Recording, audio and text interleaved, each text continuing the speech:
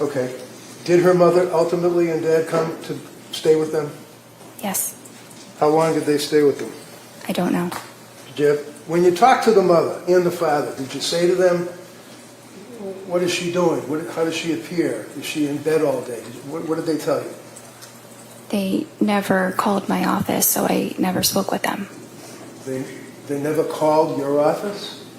They never called me or sent a message, so I did not have communication with them. So that's their fault, but they didn't call you, the doctor, I guess, right? Sustained. Next question. So, do you think maybe it would be reasonable if you're the doctor and you're investigating your patient's symptomology that you might, when you know that the parents are staying with her, that you would make a phone call yourself?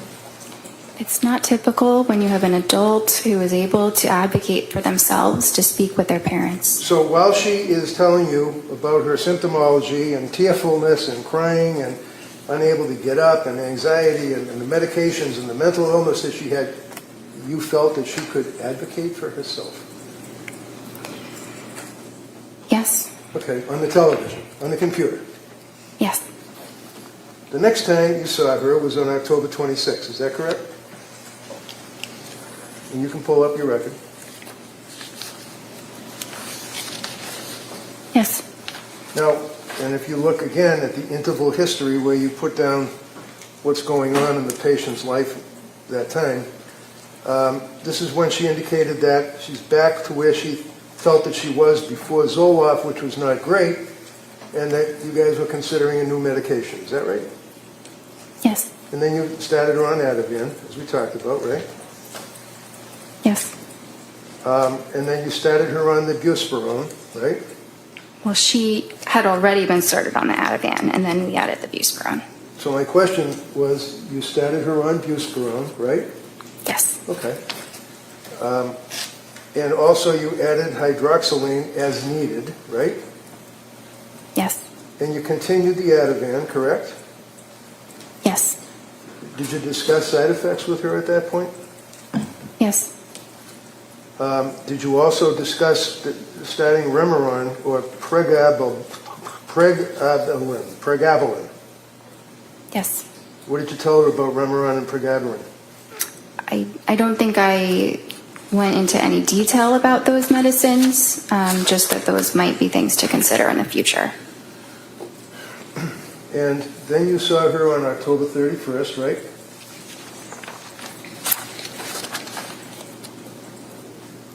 That was her. I think that was just a therapy appointment with a different provider. Would that be Jennifer McAllister? Yes. So it's a different provider in the sense that she works for Astor, right? Well, yes, it just wasn't myself. Right. So on October 31st, they did a suicide assessment, or she did, right, McAllister?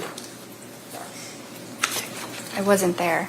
Well, I know you weren't there, but these are medical records that have been introduced into evidence that the jury's going to have in the jury room.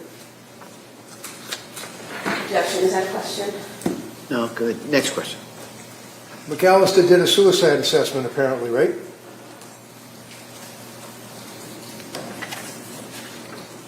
I'm sure she assessed No, for no, no. suicide. Look at the record, please. Where do you see it? Sorry. Where it says suicide assessment.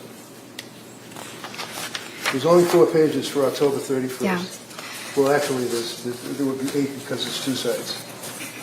So that is the assessment that you go through. If somebody reports any thoughts of suicide, then you ask those questions, which go into a lot more detail about them. So here you have a patient who's already reported to you as a psychiatrist that she's got suicidal ideation, worried about suicide, worried about killing herself days before October 31st, and a suicide assessment was done by McAllister, right? I wasn't there. You would have to ask her. Well, maybe I will if she Okay. comes in. Okay. Why don't you tell me what the record shows? Did they do a suicide assessment? Did she check off the little boxes?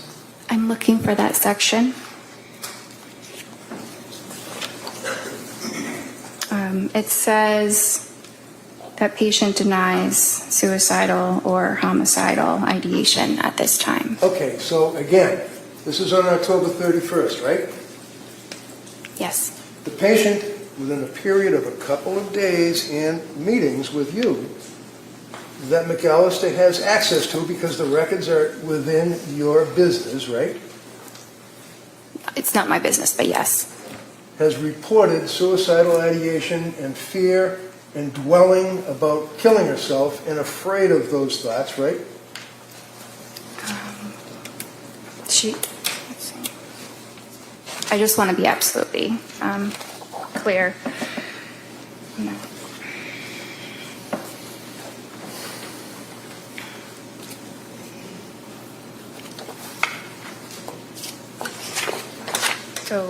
So yes, you know, a little Yes, while yes, yes. earlier, she had voiced those concerns. Right.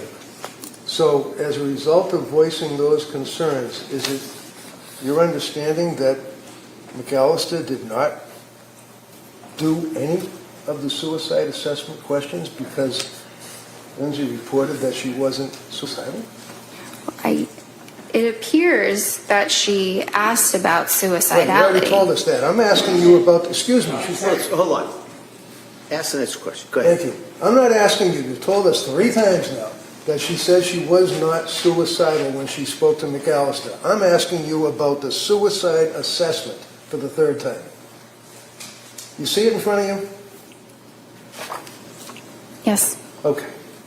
Can you tell me, did Lindsay answer any of the questions that were asked over the 2 pages, possibly 3, of the suicide assessment? Yeah, 3, done by McAllister. I don't see anything written here. So was there a suicide assessment? I don't know because I wasn't there. I don't know what the And you don't conversation know from looking was. at the records, right?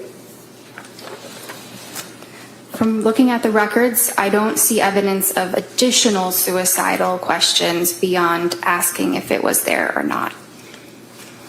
So, the suicidal assessment, doctor, is in the medical records. It consumes almost 4 pages, does it not? Yes?